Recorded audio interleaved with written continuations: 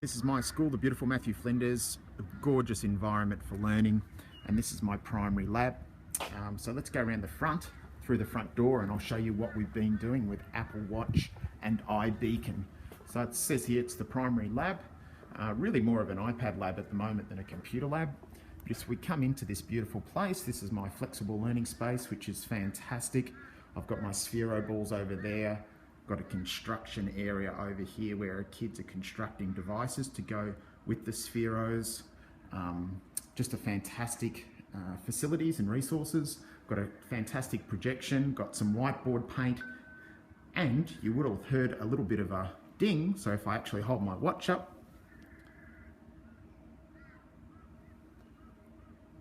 and focus in a little bit, you'll see welcome to the primary lab, Paul, a place of learning, innovation and invention. And that's basically talking to my iBeacon in the background there. So you could see it happen within probably 15 seconds. Fantastic little notification that comes up on my Apple Watch via my iPhone, obviously. And as the Apple Watch OS 2 comes out, we'll get more facilities. Back to some of my beautiful areas around the room. Got whiteboard paint, which is fantastic for annotating over the top of my projection, which is great. But I just really wanted to show you my iBeacon there, how that's actually triggering off with my iPhone, and some of the little notifications that we're doing with iBeacon at the moment. I'll also show you how to do this, quick tutorial, and I'll also show you how to do it without actually a beacon at all, how you actually can do it using your location on your iPhone as well. Paul Hamilton here, signing off.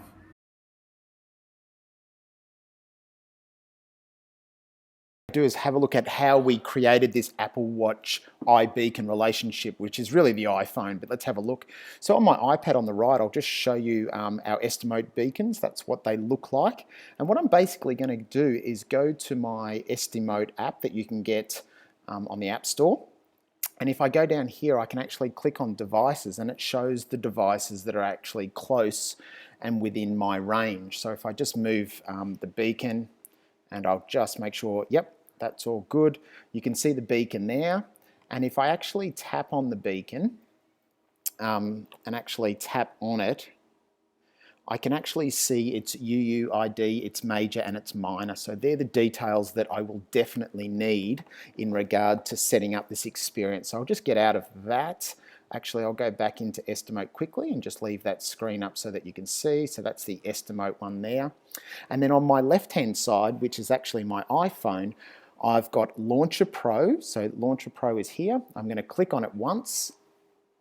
I'll just close that, and you can see there that it's basically a very simple interface.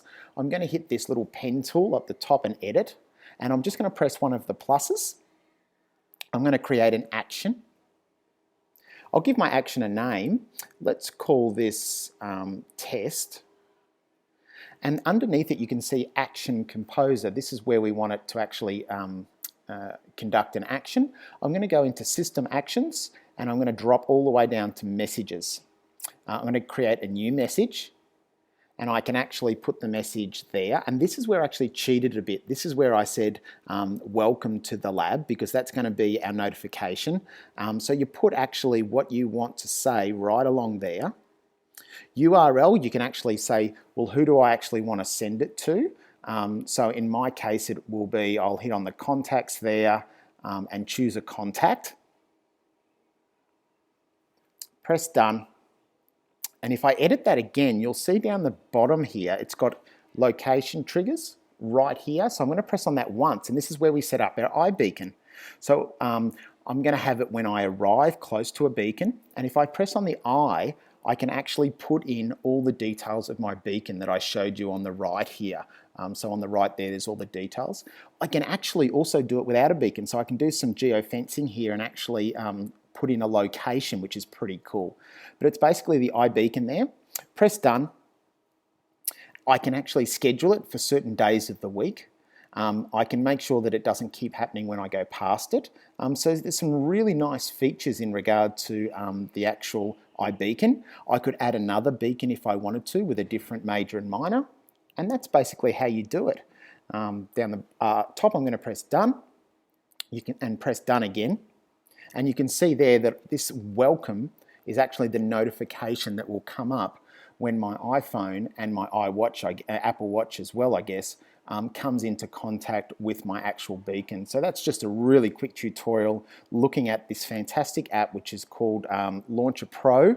It's a little bit expensive. It's about $6, I think, in Australia, but certainly worth it because we can create some really cool iBeacon experiences, and that's how I got it going with my Apple Watch. Paul Hamilton here, signing off.